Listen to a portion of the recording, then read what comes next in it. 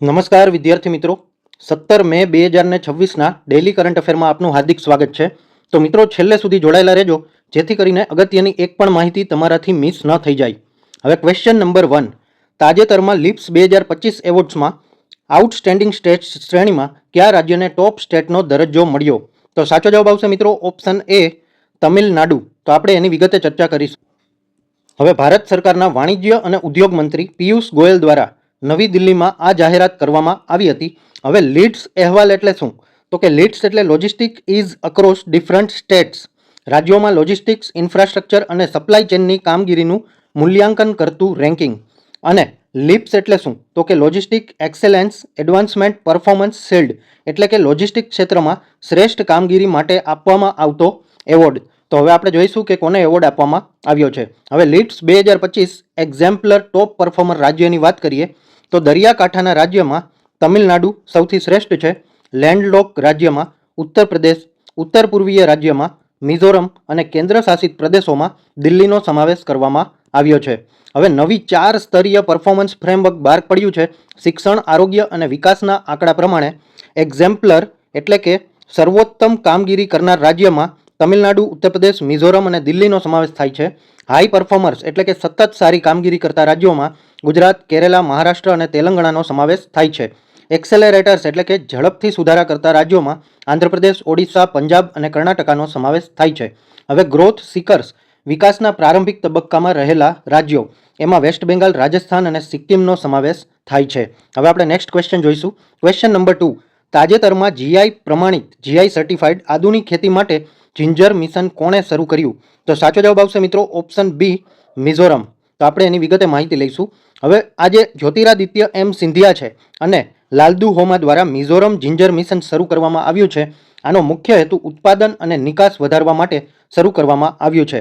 હવે મિઝોરમના જે GI ટેગવાળા pharma grade આદુ છે એનું ઉત્પાદન અને નિકાસની વૃદ્ધિ કરવામાં આવશે. મુખ્ય મુદ્દાની વાત કરીએ તો આ જે યોજના છે એનો કુલ ખર્ચ 189.80 કરોડ રૂપિયા રહેવાનો અંદાજ છે. હવે મુખ્ય હેતુની વાત કરીએ તો આદુ ઉગાડતા ખેડૂતોની આવક વધારવા માટેથી થઈ અને આ મિશન શરૂ કરવામાં આવ્યું છે. કેમ કે જે મિઝો આદુ છે એની સ્થાનિક કિંમત 8થી લઈ અને 15 રૂપિયા પ્રતિ કિલો છે, જ્યારે વૈશ્વિક બજારમાં જોવા જઈએ તો 500 કરતાં પણ વધારે એની કિંમત મળે છે.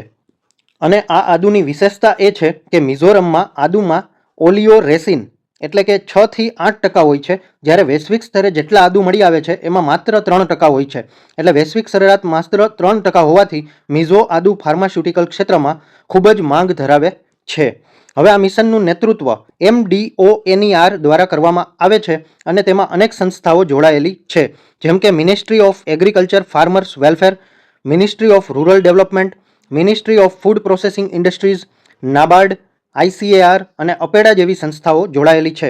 હવે ઇન્ફ્રાસ્ટ્રક્ચર યોજનાની વાત કરીએ તો સેન્ટ્રલ ઇન્ટિગ્રેટેડ પ્રોસેસિંગ હબ બનાવવામાં આવશે અને રિજિયનલ સ્પોક સેન્ટર્સ પણ બનાવવામાં આવશે. આના દ્વારા લગભગ 20,000 ખેડૂત પરિવારોને યુરોપ, દક્ષિણ પૂર્વ એશિયા અને મધ્ય પૂર્વના વૈશ્વિક બજારો સાથે પણ જોડવામાં આવશે. હવે ક્વેશ્ચન નંબર 3. તાજેતરમાં ગંગમ્મા જાત્રા મહોત્સવ 2026 ક્યાં આયોજિત કરવામાં આવ્યો હતો? તો સાચો જવાબ આવશે મિત્રો ઓપ્શન સી, આંધ્રપ્રદેશ. તો આપણે એની વિગતે ચર્ચા કરીશું. હવે ગંગમ્મા જાત્રા 2026નો ભવ્ય લોકોત્સવ ઉજવવામાં આવ્યો તિરુપતિ, આંધ્રપ્રદેશ ખાતે ઉજવાયો.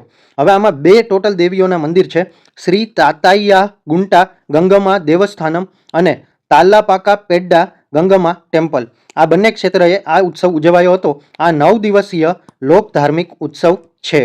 હવે સમયગાળાની વાત કરીએ તો ઉત્સવની શરૂઆત પરંપરાગત ચાતિમ્પુ જાહેરાતથી થાય છે અને સમાપનની વાત કરીએ તો વિશ્વરૂપ દર્શનમ વિધિથી એનું સમાપન કરવામાં આવે છે. હવે આ જે ઉત્સવ છે એનું ધાર્મિક મહત્વ શું છે? તો કે દેવી ગંગમ્માને તિરુપતિ શહેરના રક્ષક દેવી માનવામાં આવે છે. તેમને ભગવાન વેંકટેશ્વરના બહેન તરીકે પૂજવામાં આવે છે. ઉત્સવ સ્ત્રી શક્તિ અને પ્રદેશના કલ્યાણ માટે ઉજવવામાં આવે છે. હવે ભક્તો દરરોજ અલગ અલગ વેશ ધારણ કરે છે.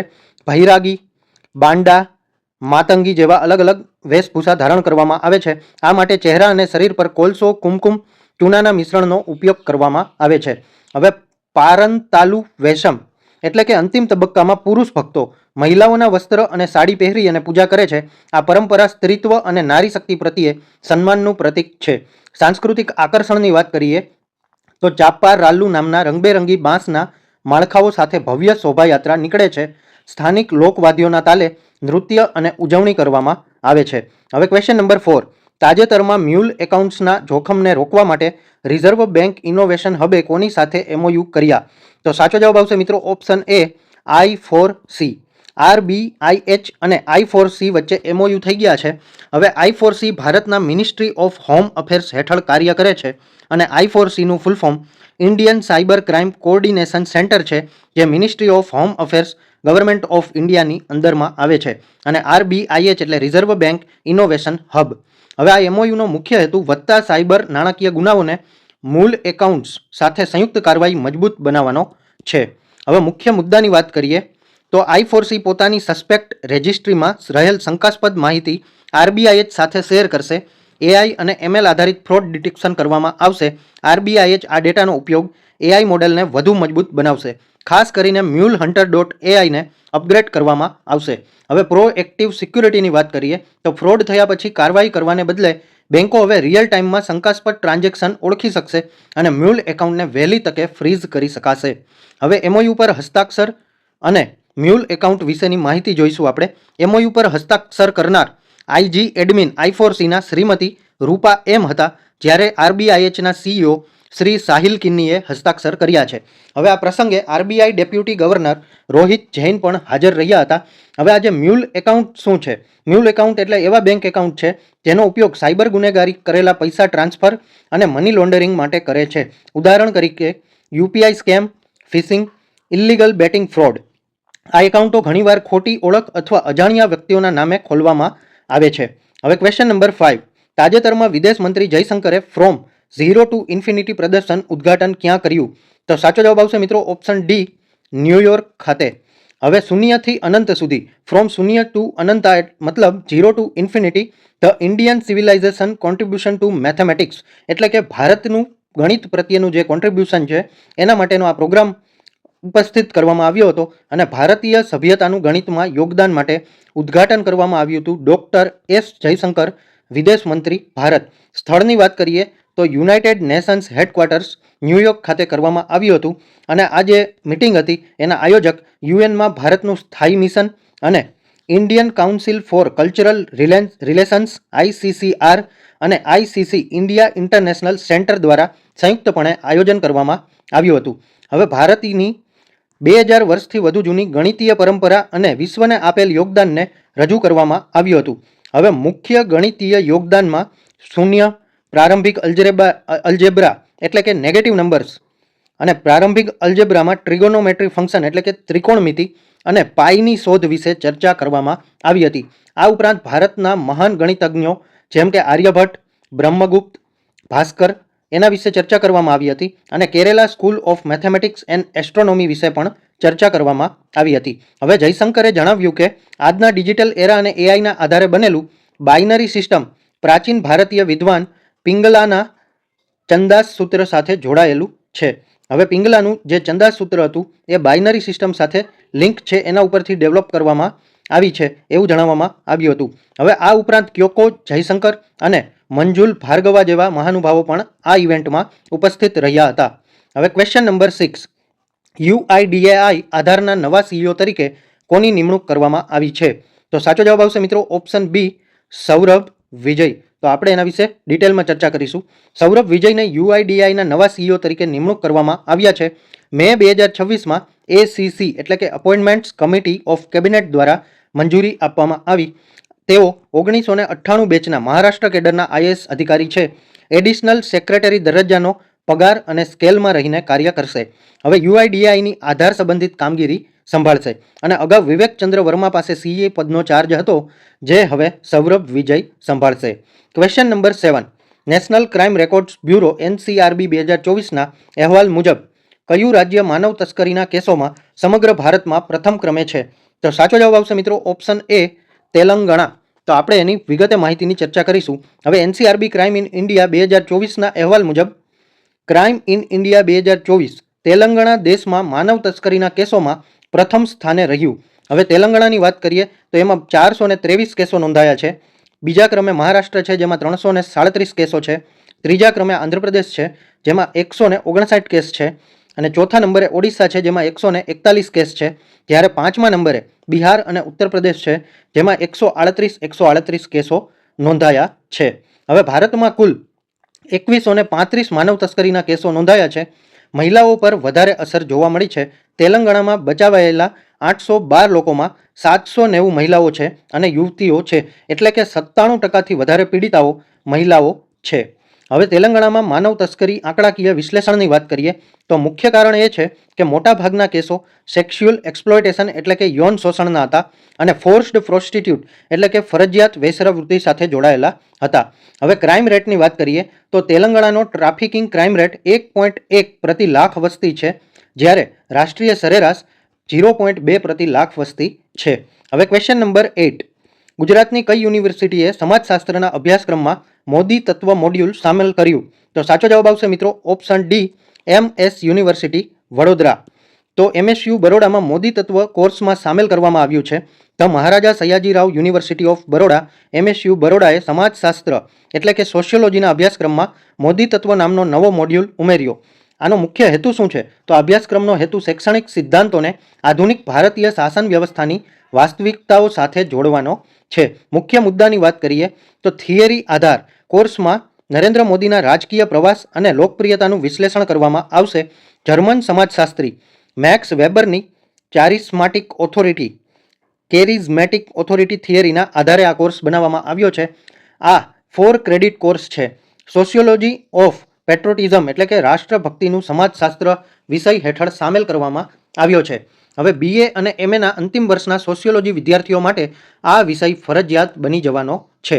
અભ્યાસક્રમમાં સમાવેશ મુદ્દાઓની વાત કરીએ તો ડીમોનેટાઇઝેશન, ડિજિટલ નેશનલિઝમ, ફાસ્ટેગ, મિનિસ્ટ્રી ઓફ જલશક્તિની રચના, આ તમામ મુદ્દાઓનો અભ્યાસ કરાવવામાં આવશે.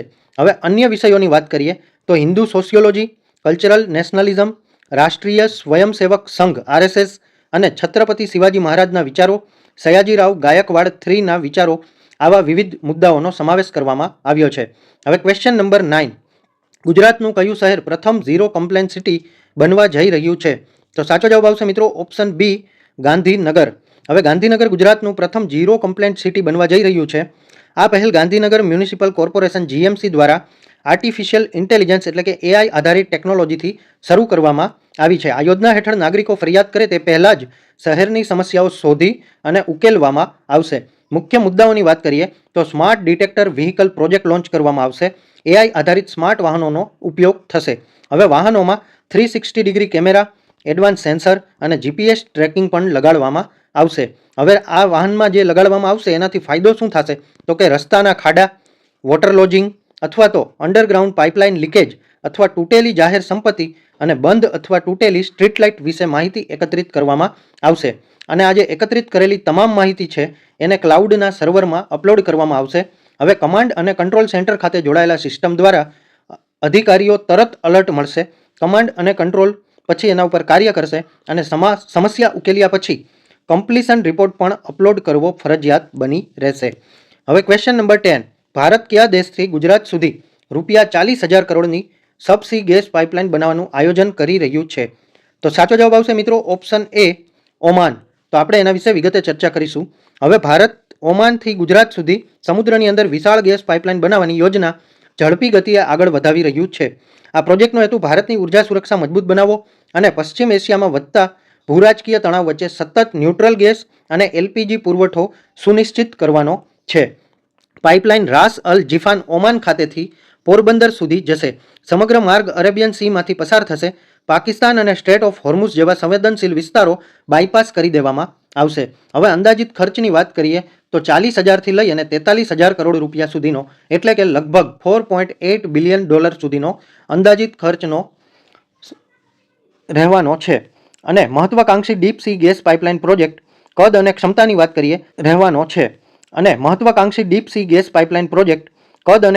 વાત કરીએ તો કુલ લંબાઈ લગભગ 2,000 કિલોમીટરની રહેશે અને 31 MMSCMD એટલે કે million metric standard cubic metre per day એટલી ક્ષમતાથી કાર્ય કરશે. હવે વિશ્વનો સૌથી ઊંડો સબસી ગેસ પાઇપલાઇનમાંની એક બનશે, જેની ઊંડાઈ 3,450 મીટર સુધી રહેવાની છે.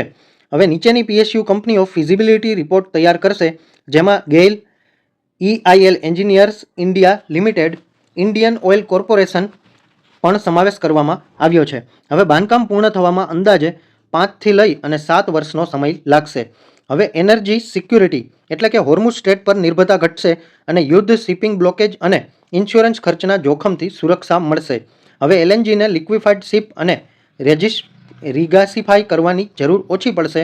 લાંબા ગાળે અબજો રૂપિયાની બચત થશે. હવે ઓમાન ઉપરાંત યુએઈ, સાઉદી અરેબિયા, કતર જેવા ગલ્ફ દેશના ગેસ સ્ત્રોત સાથે જોડવાની પણ શક્યતા છે.